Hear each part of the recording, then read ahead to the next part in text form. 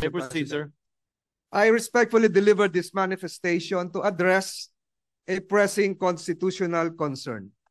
Mr. President, the Senate received the articles of impeachment against Vice President Sara Duterte 117 days ago.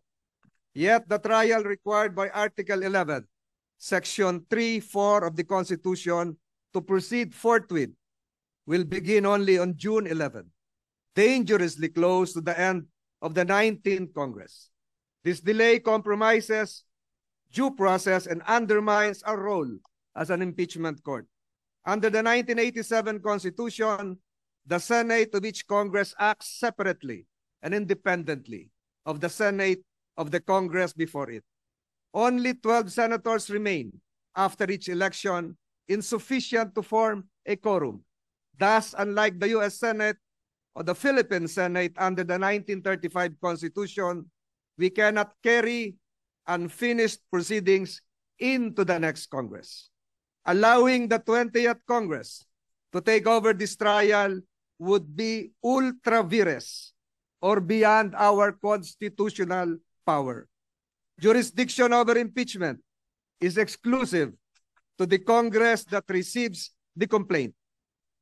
Supreme Court rulings in Neri versus Senate and Balag versus Senate and our own Senate rules, Rule 44, Section 123, confirm that all legislative and investigatory matters terminate with the expiration of a Congress.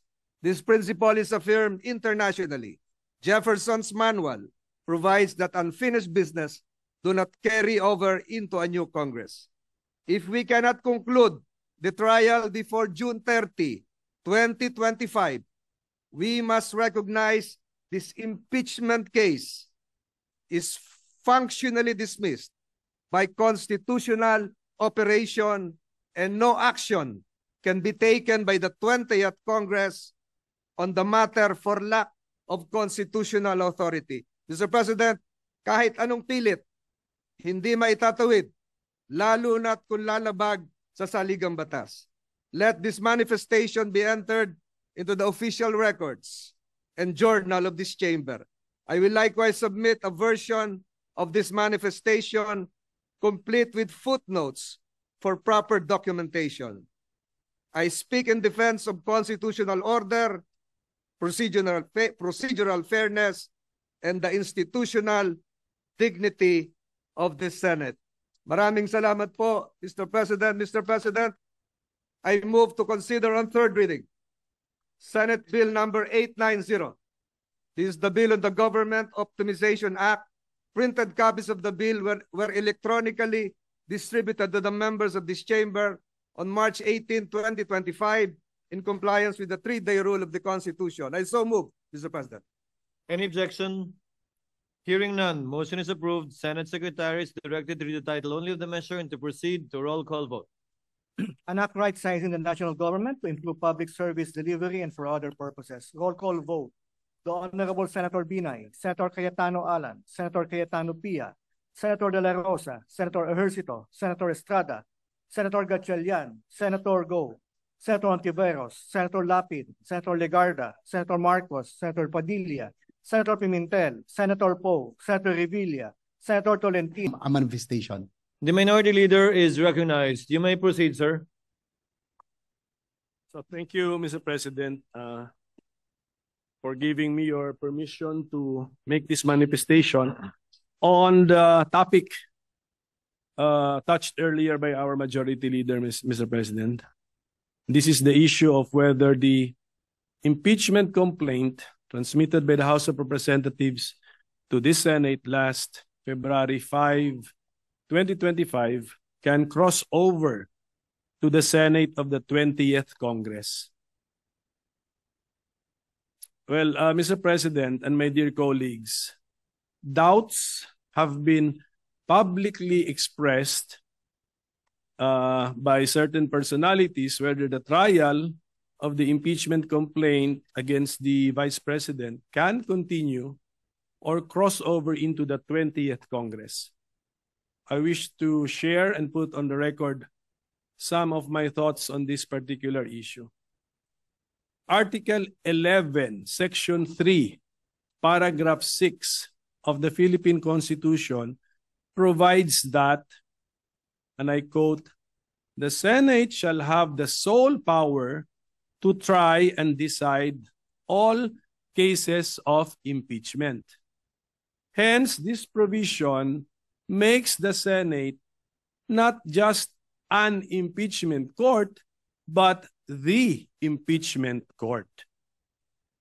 An impeachment proceeding is sui generis, that is, unique or a class of its own. In Republic versus Sereno, it is described as a proceeding exercised by the legislative as representatives of the sovereign to vindicate the breach of the trust reposed by the people in the hands of the public officer by determining the public officer's fitness to stay in office. While the form, procedure, and substantive arguments in impeachments remind us of a court trial, it also has the characteristics of a political process. The decision-making process in impeachment is not governed by any fixed or binding standard of proof, allowing for broad discretion on the part of the members of the impeachment court when they make their final decision on the case. The decision makers or the members of the impeachment court can use any standard of proof they want, and this choice will not be subject to any review by any court except the court of public opinion, which is not technically a court. This fact gives the impeachment proceedings its political character. Hence, to better understand these sui generis impeachment proceedings, we need to look for analogies using well-known principles and practices in other systems which are applicable to impeachment proceedings. As to the question of whether the impeachment trial conducted by the Senate in the 19th Congress or the impeachment complaint entertained by the Senate in the 19th Congress can cross over and continue into the 20th Congress, there is no provision in the 1987 Constitution or in the Senate Rules of Procedure on impeachment trials that expressly prohibits this. On the contrary, the Senate Rules on Impeachment support the position that the impeachment trial shall continue until final judgment, even if it is necessary to continue into the next Congress. Let me read the rules.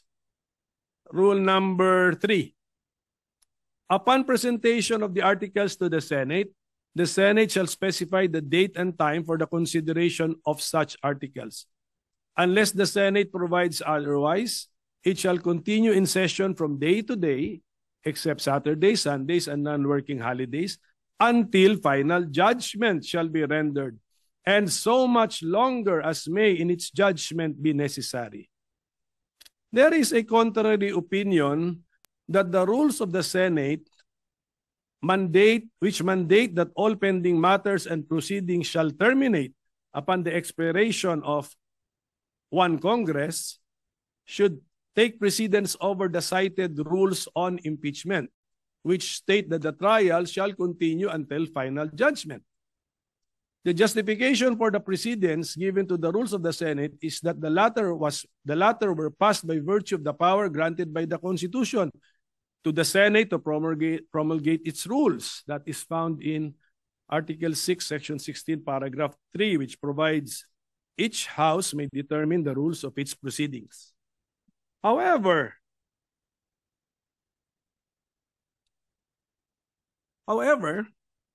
the Senate rules on impeachment were also passed by virtue of the power granted by the same Constitution to the Senate to promulgate its rules on impeachment. So let us all look at Article 11, Section 3, Paragraph 8, which provides the Congress shall promulgate its rules on impeachment to effectively carry out the purpose of this section.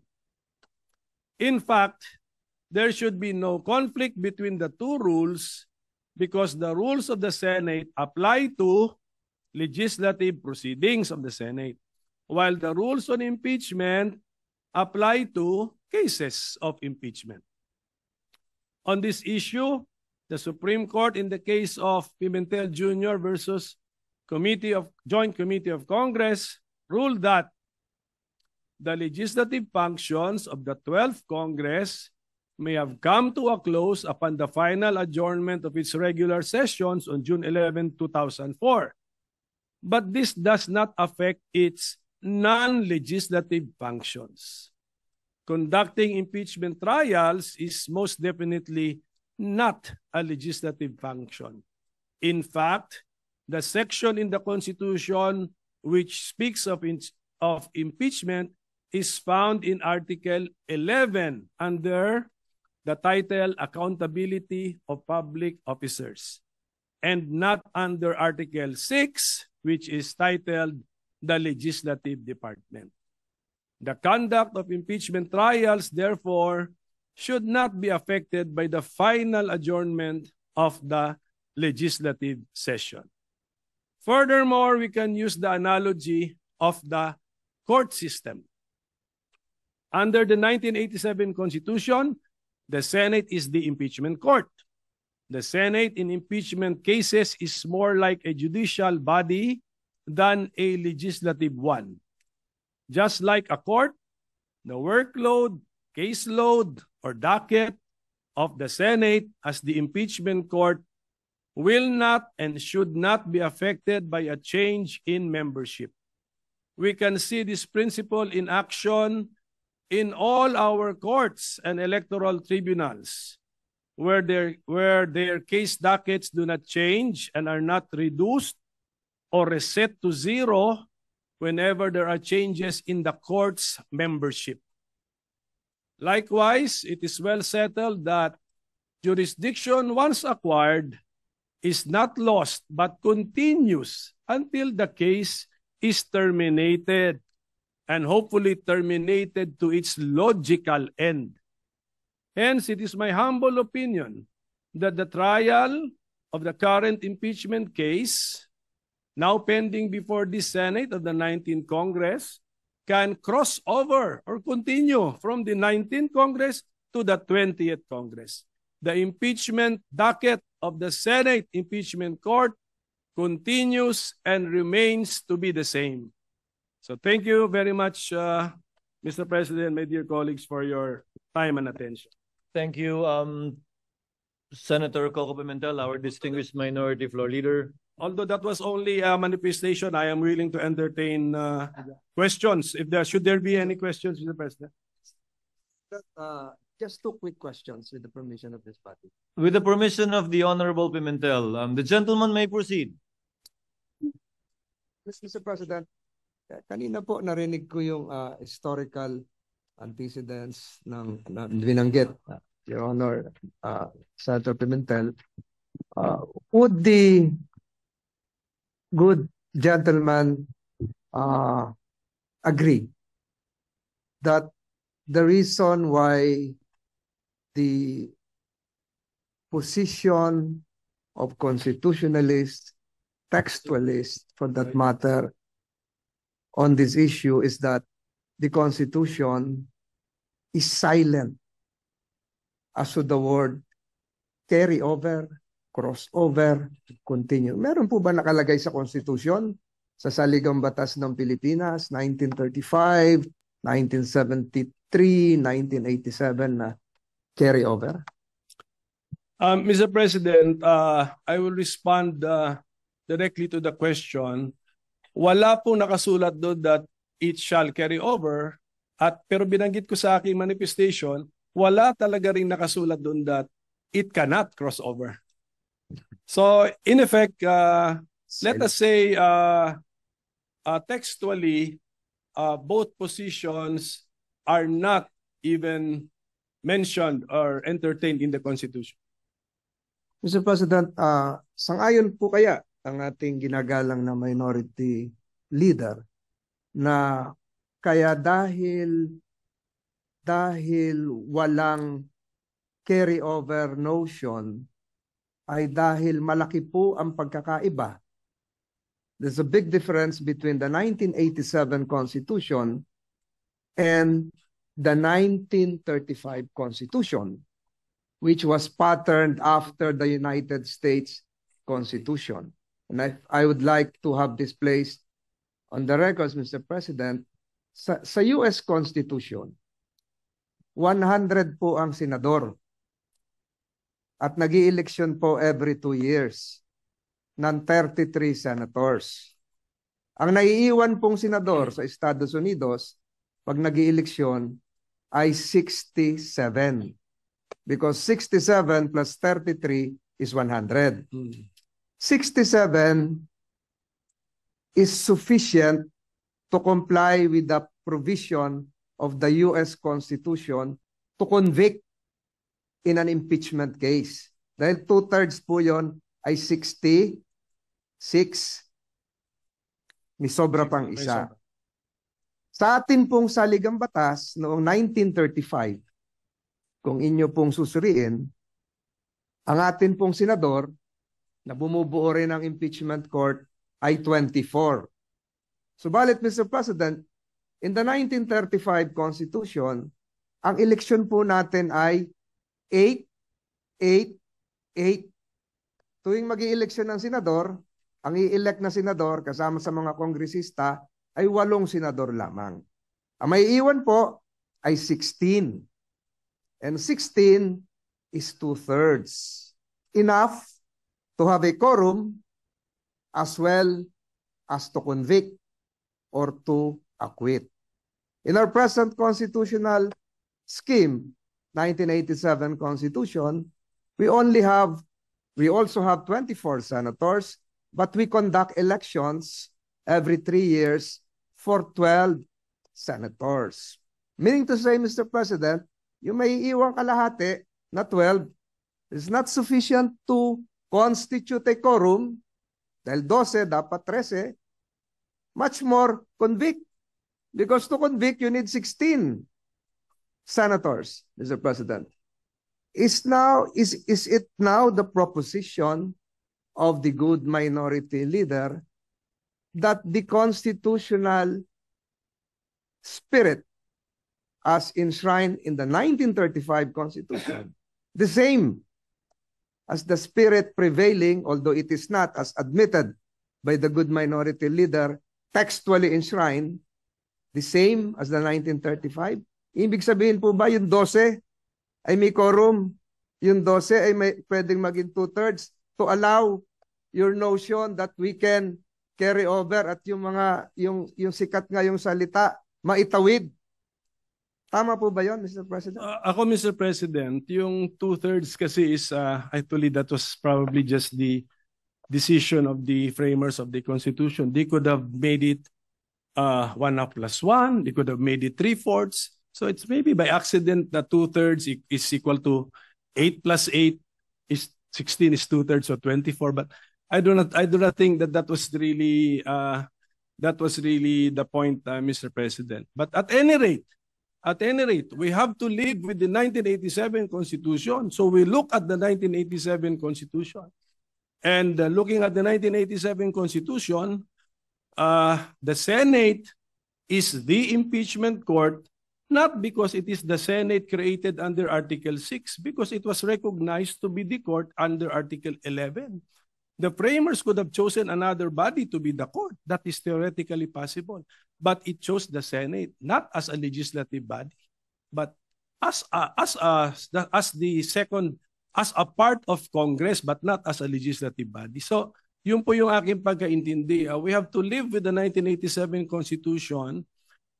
We copied generally the idea siguro sa United States, but let's not be so beholden to their practices and rulings kasi iba na rin po, iba talaga ang sitwasyon natin. And I think textually speaking, my position is supported that although we keep on saying Senate, but this is not Senate as the other half of Congress, but this is the Senate chosen under Article 11 to be the impeachment court. So iba po ito. And then may paragraph 8 doon, sinabi, Congress shall also issue the rules to give life to the accountability of public officers. So, and we have done that. So, kaya ang aking stand actually is the Senate as an institution is the impeachment court. So the member judges can change, but just like as a division of the Supreme Court, division of the Sandigan Bayan and the CA, if they change their members, yung docket nila or caseload nila, tuloy pa rin. They have to decide the cases and bring the cases to their logical conclusion. So that is my simplified position, Mr. President. So one last question, Mr. President, if the good gentleman would accede. Ang ibig sabihin po nito, Mr. President, is that the Senate now, under the 19th Congress, is empowered, is authorized to confer a jurisdiction to another Senate, which would be forthcoming, the Senate of the 20th Congress. So, allowed po ba tayo under the Constitution to transfer pending business, or should it follow likewise, using your logic, the traditional norm of having it refiled and reset starting from zero? Similar to the bills. Yes, yun na nga. So, ang ibig ko sabihin, Mr. President, what would prevent the 19th Congress from passing on the impeachment case, not just to the 20th Congress, but to the 21st Congress?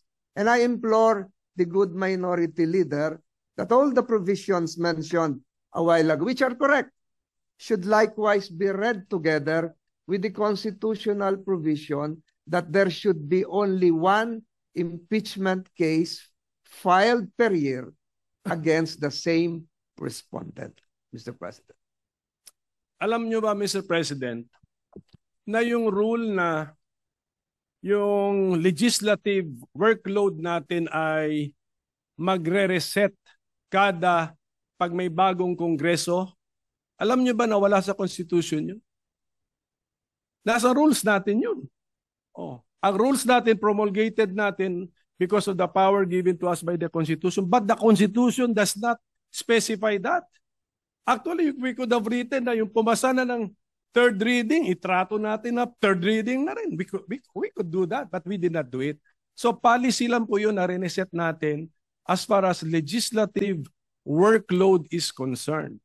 Pagdating naman sa impeachment judicial workload of the Senate as an impeachment court, I propose, or I give the interpretation that the caseload remains.